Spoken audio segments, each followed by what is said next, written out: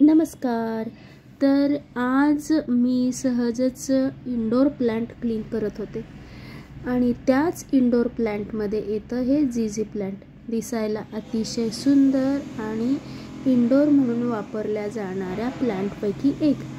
तर त्याच्याचबद्दल आज मी 5 पॉइंट तुमच्याशी शेअर करणार आहे, जे की माझ्या अनुभवाला आले आणि मला तुमच्याशी शेअर करावेसे वाटले, म्हणून हा खास व्हिडिओ बनवला।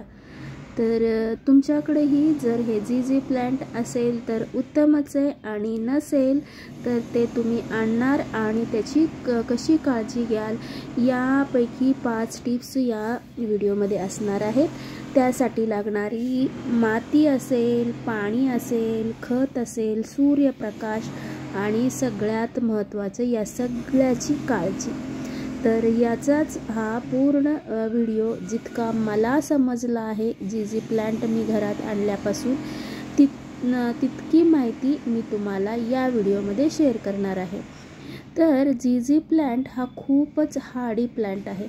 जर तुम्ही जितकं त्याला अवॉइड कराल तितकं ते सुंदर येतं आणि दिसायलाही छान दिसतं। इंडोर प्लांट म्हणून घराच्या आतल्या बाजूला हॉलमध्ये ठेवण्यासाठी।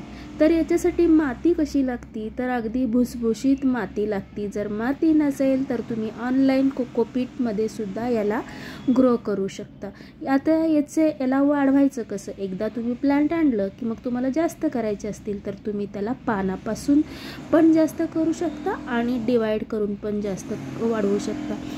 आणि याला पाणी म्हणाल तर कमी द्यायचं, कारण याच्या ज्या गाठी दिसत आहेत त्या गाठीमध्ये हे पाणी भरपूर साठवून ठेवतं आणि त्याच पाण्याचा ते आपल्या वाढीसाठी उपयोग करून घेत असतं। म्हणून पाणी याला जास्त लागतच नाही, त्यामुळेच ते इंडोर प्लांट म्हणून खूप आरामात चालून जातं। आता इथं मी मनी प्लांट कसा धुतीये ना, तसं जरी तुम्ही याला मधून धुतलत ना अगदी शॉवर खाली, तरीही पानं चकाकतात, खूप चमक त्याची वाढते।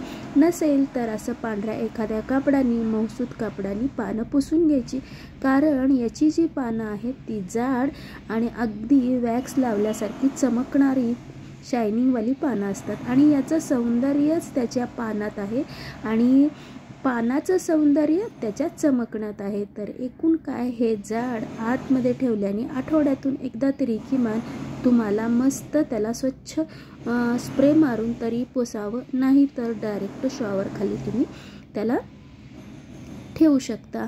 पण जेव्हा शॉवर खाली ठेवाल तेव्हा लक्षात ठेवायचं की त्यात पॉटमध्ये पाणी तर राहिलं नाही ना।